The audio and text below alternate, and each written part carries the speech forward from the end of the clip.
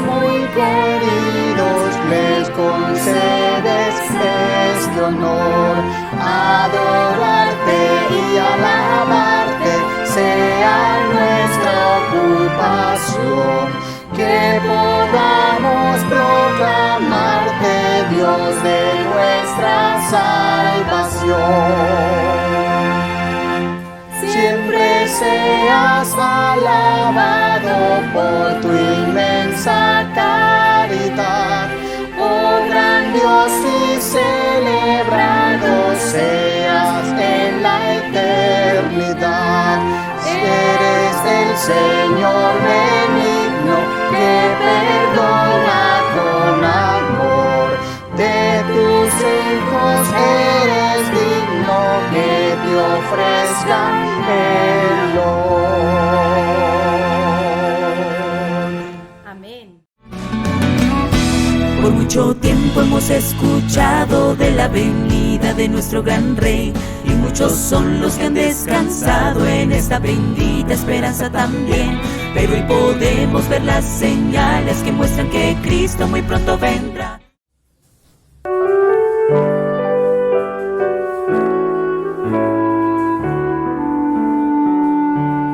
El que me amó vino una vez a nuestro mundo a padecer. Sobre la cruz me rescató y su amistad me demostró. Por eso lo amo, por eso lo espero, por eso me entrego a mi Señor. El que me amó vendrá otra vez, todos los ojos lo han de ver, todas las voces se alzarán y a Jesús aclamarán. Por eso lo amo, por eso lo espero, por eso me entrego a mi Señor.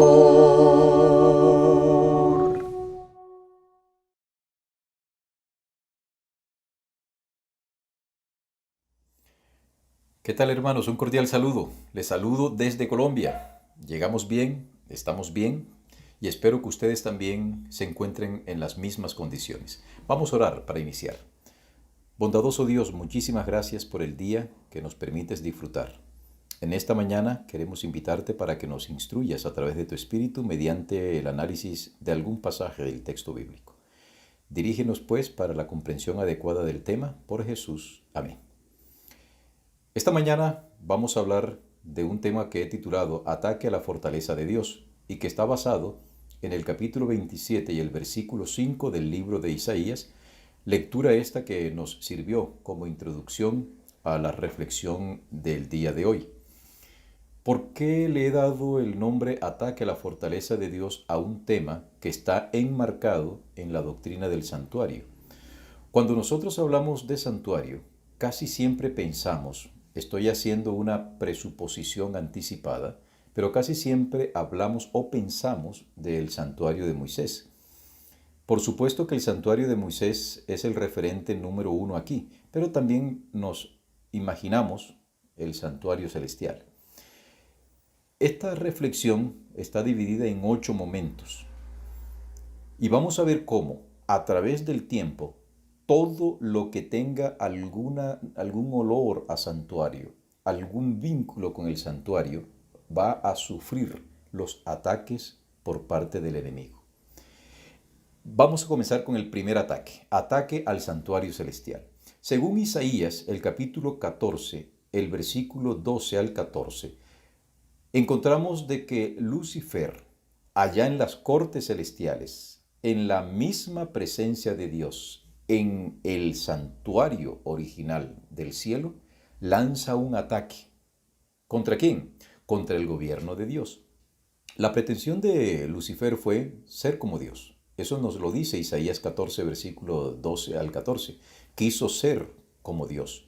Sin embargo, y a pesar de que él utilizó una estrategia sutil, a pesar de que él intentó utilizar algunos argumentos que Dios no podía utilizar, como es el engaño, la lisonja, y aunque era un ángel altamente reverenciado, el ataque no prosperó. La Biblia nos indica que él fue lanzado, según Apocalipsis nos lo describe, él es lanzado fuera, junto con los otros ángeles. El ataque no prosperó. ¿Por qué? Porque aunque hubo sutileza de parte de Satanás, los ángeles que se mantuvieron leales a Dios entendieron, así no en plenitud, que lo mejor que se podía hacer era echar la suerte con Dios. Ellos ya habían conocido a Dios, sabían del amor que Dios les había profesado. Por lo tanto, ese ataque que Satanás lanzó allá en el cielo contra el gobierno de Dios, fue resistido. Hubo pérdidas. Muchísimos ángeles cayeron también, pero se mantuvieron los otros leales a Dios. Ese es el primer ataque, ataque al santuario celestial. Nos vamos al segundo ataque. Cuando Dios decide crear a Adán y a Eva, ya el pecado se había originado en el cielo. Entonces, cuando Él crea la tierra con los moradores que la poblarían, el propósito de Dios era que el Edén se constituyese en un modelo para las demás familias que saldrían del seno de Adán y de Eva. Cuando Satanás vio que Dios crea a esta noble pareja, decide atacarlos. Adán no vivía en toda la tierra, aunque la tierra era esplendorosa. Había un lugar que la Biblia denomina el Edén, el paraíso, que era el sitio donde Adán y Eva vivían. No sabemos las dimensiones del Edén, no sabemos cuánto medía. Lo que sí sabemos es que era un lugar paradisíaco y hermoso. Habían dos árboles. El árbol de la ciencia del conocimiento del bien y del mal, y estaba el árbol de la vida. No voy a entrar a hablar de esto tanto, simplemente voy a hacer una mención. En el árbol del conocimiento de la ciencia del bien y del mal era el único lugar al cual Satanás tendría acceso para poder tentar a la primera pareja. El pecado no estaba diseminado en el ambiente. Adán y Eva no tenían tendencia al pecado, así que la única forma como ellos podían acceder a ser tentados es que se acercaran al árbol del conocimiento de la ciencia del bien y del mal. Y efectivamente, la historia bíblica nos dice que Eva, aguijoneada por la curiosidad y sobre todo porque estaba pensando al mirar el árbol, decía, bueno, pero ¿qué de malo tiene este árbol? La fruta se ve bonita, es hasta sabrosa, está hasta agradable a los ojos. En eso ella meditaba cuando de repente oye una voz que pareciera que le hubiese leído el pensamiento y le dice, con que Dios os ha dicho, y ustedes ya saben el resto de la historia. Eva se sorprende y entra en ese diálogo con la serpiente. El ataque al santuario del Edén fue un fracaso estruendoso por parte de nuestros primeros padres.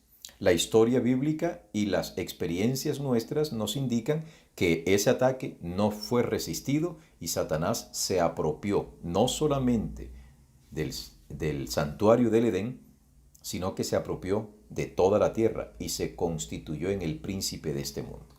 Así que el segundo ataque al santuario del Edén, es un éxito para Satanás. Vamos al tercer ataque. Este ataque lo vamos a encontrar en el libro de Números, el capítulo 16.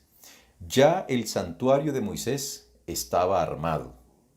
No olvidemos que ese tabernáculo, con sus servicios, con sus personajes que participaban los sacerdotes, con las fiestas, con los sacrificios, con las estructuras, eran una pálida copia, no tanto de la estructura del santuario celestial, sino sobre todo eran unas parábolas, era una miniaturización del plan de la salvación. Así que aquí en el santuario que Moisés construye, Dios decide, por soberanía, elegir a Aarón como sumo sacerdote. Pasan los días, hasta el momento nadie se levanta, nadie se opone a este nombramiento que Dios hace, hasta que aparece la figura de Coré, que era primo de Moisés, quien estaba celoso porque no había recibido el llamado para ser el sumo sacerdote. Y se coliga con Datán y Abirán y ellos tres hacen una revuelta que termina en una catástrofe. ¿Cuál era la intención de Coré, Datán y Abirán? Pues precisamente usurpar el poder que solo Aarón tenía de oficiar como sumo sacerdote. El ataque no fue pensado por Coré, estaba instigado por Satanás, porque no olvidemos que todo lo que huela a santuario, él lo va a atacar. ¿Qué ocurrió? ¿Tuvo éxito Satanás al atacar el santuario de Moisés? ¿Al atacar las estructuras? ¿Al atacar a los dirigentes de la época? La respuesta es no. Y ocurrió algo similar. Coré, Datán y Abirán fueron tragados vivos junto con todas sus familias. Fueron lanzados del norte, por utilizar la figura de la tierra, la superficie de la tierra en ese contexto sería el norte, y fueron lanzados hacia el abismo, que sería lo opuesto al norte, o sea, al sur. Algo similar le ocurrió a Satanás, que es lanzado del norte en el cielo y cae al abismo, que es el sur, la tierra. Tercer ataque al santuario de Moisés. Fue resistido y Satanás no tuvo éxito, y el pueblo de Israel se mantuvo cohesionado alrededor de su líder, nombrado por nuestro Dios. Vamos al cuarto ataque. Este lo encontramos reseñado en Segundo de Crónicas, el capítulo 36. Por nosotros es conocido por parte de la historia secular que en el año 586 a.C., el ejército de Babilonia sitió la ciudad de Jerusalén. Por muchos días, no sabemos exactamente cuánto, hay algunas documentaciones que dicen 10 años duró el asedio, puede que sí. No nos vamos a centrar en el periodo que duró el asedio, sino en los resultados del asedio. Para ese entonces, Judá, que era la única parte de ese Reino Unido que había quedado, se había apartado completamente de Dios. Así que Satanás lanza el ataque contra Jerusalén. Y no solamente destruye Jerusalén, destruye totalmente el templo. Ese maravilloso templo que Salomón había edificado, el primer templo. Se llevaron los muebles, se llevaron los utensilios, se llevaron el oro, la plata, se llevaron todo. ¿Por qué? Porque el pueblo de Dios de esa época no estaba unido a Dios. Ellos pensaban que la sola presencia de Dios allí en el santuario, a través del Arca del Pacto, garantizaría que Jerusalén nunca sería destruida. Un craso error del que nosotros también debemos aprender algo. Aunque seamos adventistas, aunque podamos decir que somos parte del pueblo remanente de Dios o que somos la iglesia remanente de Dios, debemos tener cuidado, porque el que pertenezcamos a los libros de feligresía de la iglesia no garantiza nuestra salvación. No garantiza de que Dios va a estar con nosotros. Así que la historia nos dice que este ataque que Satanás lanza contra el santuario de Salomón es exitoso y es destruido. Nos vamos al quinto ataque. Este ataque es descrito por Jesús en el Evangelio de Mateo, el capítulo 24 y el versículo 2. Los discípulos estaban reunidos y estaban caminando por allí por Jerusalén, y de repente Pedro, Juan y Andrés le dicen Pedro, Juan y Santiago le dicen a Jesús: mira estos edificios, y le muestran esos muros imponentes. Y entonces para los discípulos el santuario, el templo era algo maravilloso, era su esperanza. Y viene Jesús y les dice: de cierto os digo que aquí no quedará piedra sobre piedra que no sea removido. Y efectivamente se cumplió. Esa profecía se cumple en el año 70 de nuestra era. ¿Qué ocurrió? La historia secular nos dice que las tropas romanas atacaron Jerusalén, la sitiaron, entran finalmente, conquistan Jerusalén, Flavio Josefo dice que la matanza que hubo fue tan grande que incluso la sangre que corría por las escalas arrastraba los cadáveres que iban nadando en ella. No sabemos si es una exageración de parte del historiador Flavio Josefo o si efectivamente la matanza, de la que algunos historiadores, incluidos él, dicen que pudieron haber muerto en ese sitio y en esa masacre cerca de entre 1.000.000 a 1.200.000 judíos. No tendríamos en estos momentos un acceso directo y fehaciente para corroborar esa cita. De todas formas, la masacre fue total. Los defensores de la ciudad, los celotes, viendo que la ciudad había caído, decidieron entonces emparapetarse en el templo, que era una estructura sólida. Estaba construido sobre una colina y era bastante difícil que llegasen allá los romanos. Sin embargo, el odio que los romanos habían manifestado hacia los judíos por la terquedad, la obcecación en no rendirse, los motivó a alcanzar finalmente el templo y destruyeron el templo, pero lo arrasaron como quien muele algo, lo arrasaron completamente, porque como había oro en el interior, pues intentaron derretir el oro, perdón, el fuego derritió el oro, este oro se metió entre las piedras y los romanos intentaron buscar hasta el último gramito de oro y en esa búsqueda frenética eliminaron prácticamente todo vestigio de lo que había sido el templo de Herodes. Así que en este quinto ataque que Satanás lanza contra el templo, contra el santuario de Herodes, una vez más tiene éxito. ¿Por qué? Porque la nación entera se había apartado completamente de quién era el referente del santuario. Cuando Cristo vino, según el Evangelio de Juan, en el capítulo 1, el versículo 14 al 18 nos dice, a los suyos vino y los suyos no le recibieron. El que era la ofrenda, el que era todo lo que indicaba la economía de los sacrificios en el sistema sacerdotal y en el sistema del levítico, no le prestaron atención. El pueblo quedó desamparado y el templo fue completamente arrasado. Ese es el quinto ataque. Nos vamos al sexto ataque, ataque al santuario del cuerpo. La Biblia nos indica claramente a través del apóstol Pablo que nuestro cuerpo es templo del Espíritu Santo. No solamente el cuerpo de los adventistas, el cuerpo de cualquier ser humano es templo del Espíritu Santo. ¿Cómo nos ataca Satanás? ¿Cómo ataca Satanás el cuerpo humano? Él sabe que nosotros fuimos hechos a imagen y semejanza de Dios, que es verdad que hoy la semejanza y la imagen de Dios en nosotros está bastante difusa, pero aún así, nosotros los seres humanos conservamos algo de la grandiosidad, algo de la estirpe con el cual Dios deseó crearnos a nosotros. ¿Cómo nos ataca Él? ¿Cómo ataca Satanás el santuario del cuerpo? De distintas formas. Las que voy a enumerar no necesariamente van a ser las únicas. Usted puede encontrar muchas más. Me voy a detener en algunas más que en otras, simplemente para demostrar que el ataque al santuario del cuerpo es una realidad. En primer lugar, comencemos con la enfermedad.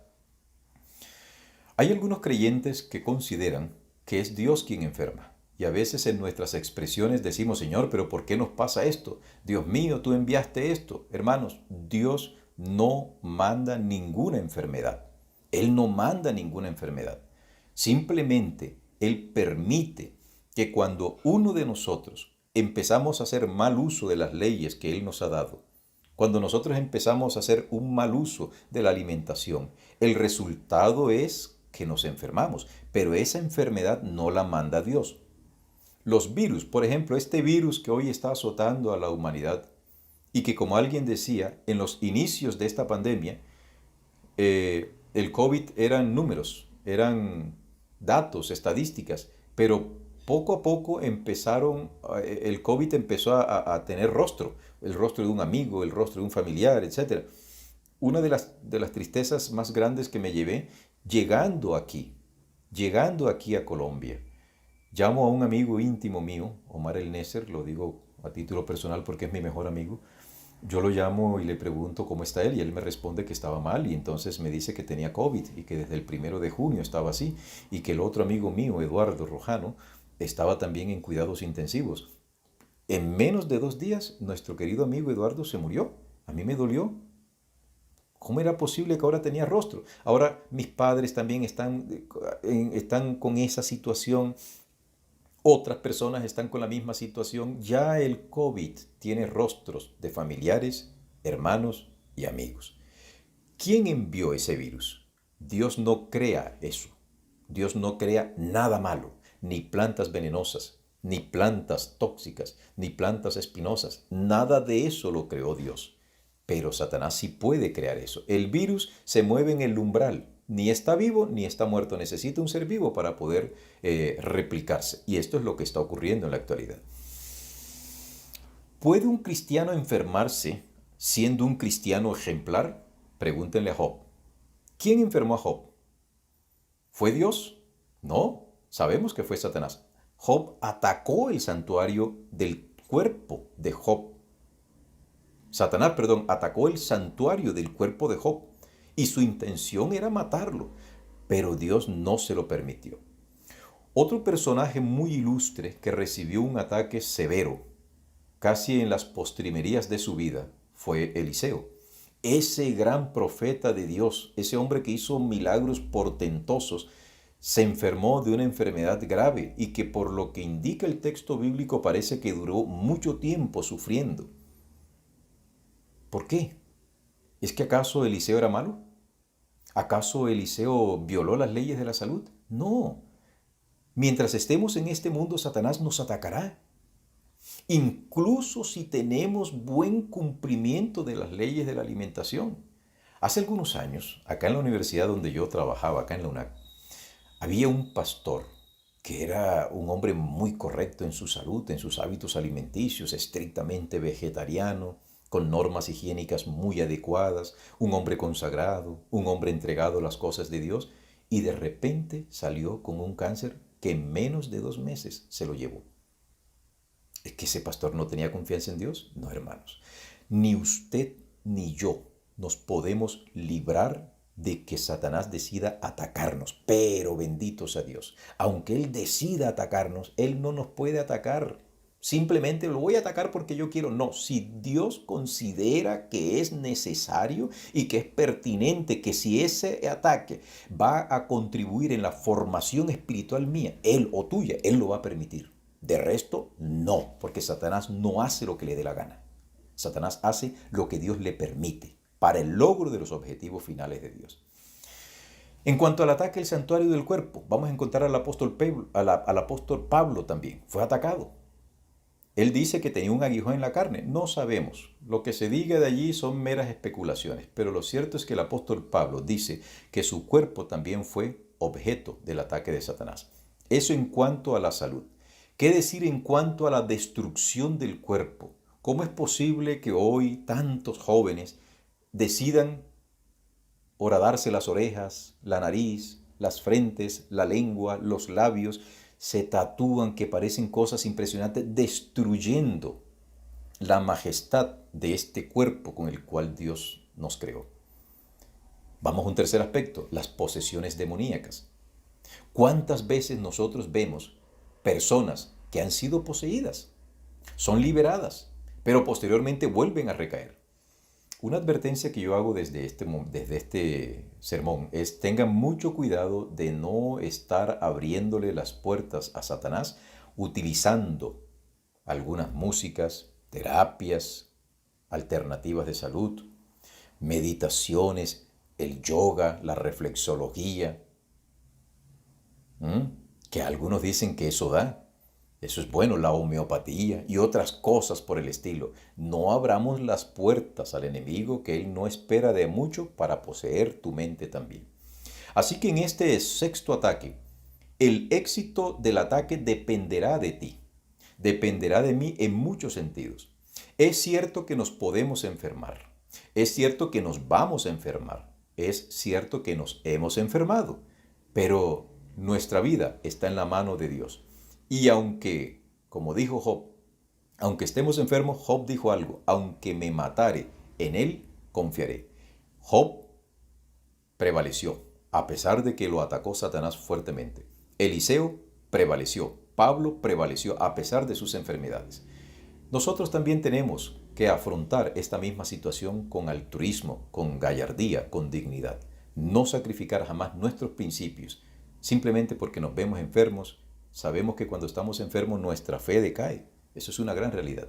Pero fiel es Dios, que no dejará que ninguno de nosotros sea tentado más allá de la capacidad que Él nos ha dado para soportar la tentación. Y además de esto, junto con la tentación, dará la salida. Vamos al penúltimo ataque, ataque a la doctrina del santuario. La iglesia adventista es la única iglesia en todo el mundo que entiende la doctrina del santuario desde una perspectiva salvífica. Nosotros los adventistas vemos en los sacrificios, en las fiestas, en los participantes, en todo esto vemos figuras del plan de la salvación. Somos la única iglesia que enseña esto. Por lo tanto, nosotros vemos que hay algunas enseñanzas que salen del santuario que nos ilustran el plan, el ministerio sumo sacerdotal de Jesús allá en los cielos. Hemos sido objeto de burla por parte de la mayoría de las iglesias pentecostevangélicas, de los católicos y de muchas otras religiones. Objetan nuestra particular manera de interpretar el santuario y nos dicen que estamos locos. Que los ataques vengan de afuera hacia la iglesia, eso no importa, no los vamos a responder. Esos ataques no los respondemos porque en última instancia son personas que no han entendido la verdad como nosotros la entendemos. Pero el ataque a la doctrina del santuario es más virulento desde adentro de la iglesia. Aquí hay mucho que decir. Solo sí quiero decirle algo a cada uno de los miembros de la iglesia de Betel y a quienes nos oigan o quienes vean posteriormente este video. Usted debe estudiar la doctrina del santuario por su cuenta. Lo principal que debemos entender de esta doctrina es que en cada uno de los ritos, en cada uno de los muebles del santuario, hay una ilustración del plan de la salvación que los seres de la deidad han empeñado en salvar, valga la redundancia, a los seres humanos. Eso es lo más importante que nosotros debemos entender. El ataque a la doctrina del santuario ha sido feroz dentro de la iglesia adventista. Por mencionar algunos personajes, Albion Fox Ballinger, Walter Rea nos atacó fuertemente, el mismo Desmond Ford nos atacó, y otros más que han salido creyendo que tienen una luz mayor que la que Dios ha dado a través de la revelación. Tengamos cuidado, hermanos queridos, en no tomar unas posiciones radicales en cuanto a algunas interpretaciones del tema del santuario. Lo que está claramente revelado, acéptelo como palabra de Dios. Lo que no está claramente revelado, déjelo así, porque Dios nos seguirá dando más ilustración y más sabiduría para comprenderlo.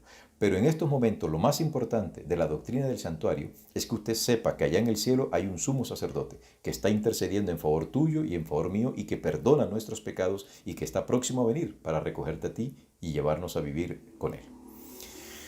Y nos vamos al último ataque. El primer ataque comenzó en el cielo, con el santuario, con el templo de Dios allá en el cielo. Ahora el último ataque se llevará a cabo acá en la tierra. Según Apocalipsis capítulo 20, versículos 8 al 10, se llevará a cabo el ataque a la Nueva Jerusalén. Cuando Cristo viene por segunda vez, ocurren dos fenómenos. El primer fenómeno, cuatro fenómenos, podríamos decir, pero dos fenómenos que los podemos unir. El primer fenómeno es que los muertos en Cristo resucitan primero. Luego nosotros, los vivos, nos uniremos a los que acaban de resucitar y ascenderemos y nos encontraremos con el Señor en el aire. Mientras eso ocurre simultáneamente, cuando Cristo venga, la gloria de la presencia de Dios mata a los impíos que están vivos. Y los impíos que están muertos, pues ¿para qué van a resucitar si están muertos? Déjenlos allí. Así que en esta tierra queda completamente desolada.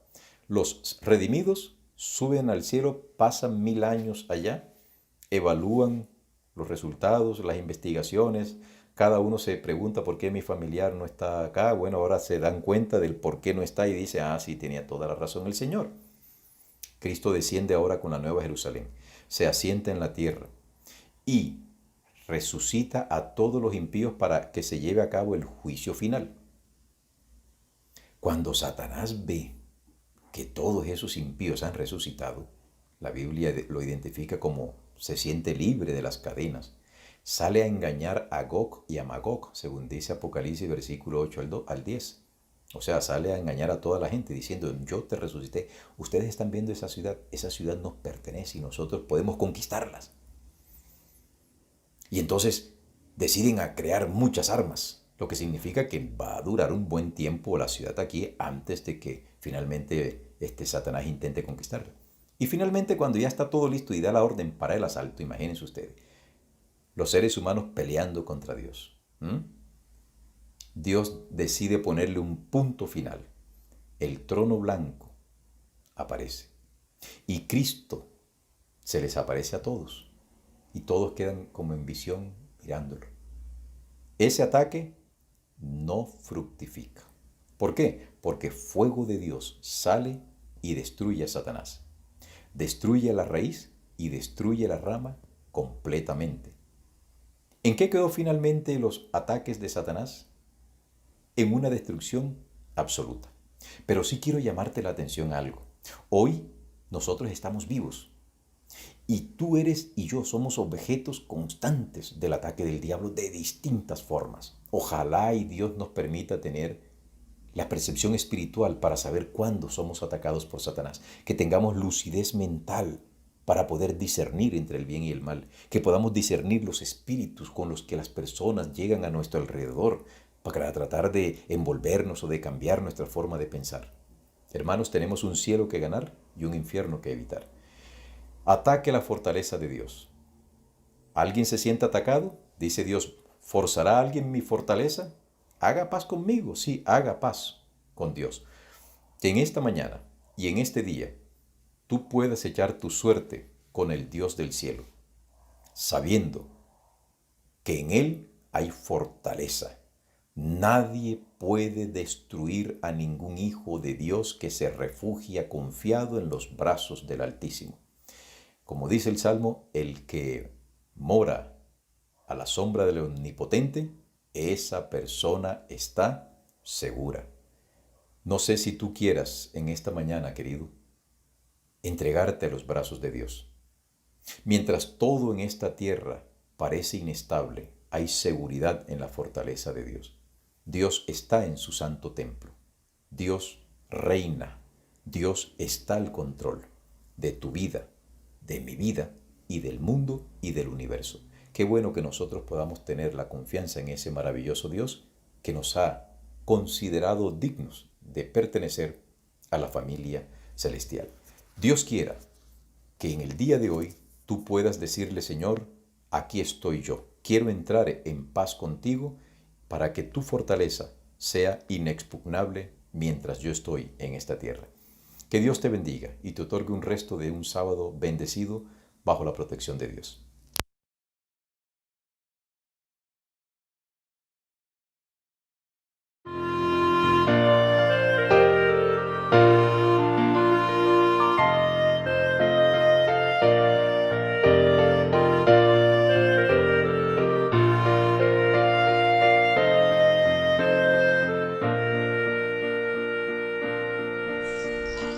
Oh buen maestro, despierta, ve ruge la tempestad. La gran extensión de los cielos se llena de oscuridad. ¿No ves que aquí perecemos? Puedes dormir así. Cuando el mar agitado nos abre, profundo sepulcro aquí. Los vientos, las ondas oirán tu voz. Haya paz. Calman las iras del negro mar, las luchas del alma las hace cesar, y así la barquilla va al Señor, hundirse no puede en el mar traidor. Doquier se cumple tu voluntad, haya paz, tu voz resuena en la inmensidad. paz, haya paz. Despavorido maestro, te busco con ansiedad. Mi alma angustiada se abate, arrecia la tempestad. Pasa el pecado a torrentes sobre mi frágil ser. Y perezco, maestro, oh quiéreme socorrer. Los vientos, las ondas oirán tu voz, haya paz. Calman las iras del negro mar, las luchas del alma las hace cesar. Y así la barquilla do va el Señor, hundirse no puede en el mar traidor. Doquier se cumple tu voluntad, haya paz, tu voz resuena en la inmensidad, paz, haya paz. Vino la calma, maestro, los vientos no rugen ya, y sobre el cristal de las aguas el sol resplandecerá. Cristo prolonga esta calma, no me abandones más. Cruzaré los abismos contigo al puerto de eterna paz. Los vientos, las ondas oirán tu voz, haya paz. Calman las iras del negro mar, las luchas del alma las hace cesar. Y así la barquilla do va el Señor, hundirse no puede en el mar traidor. Doquier se cumpla tu voluntad, haya paz, tu voz resuena en la inmensidad, paz, haya paz.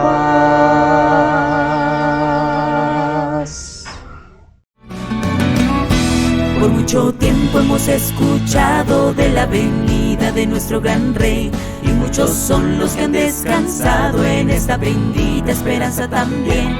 Pero hoy podemos ver las señales que muestran que Cristo muy pronto vendrá.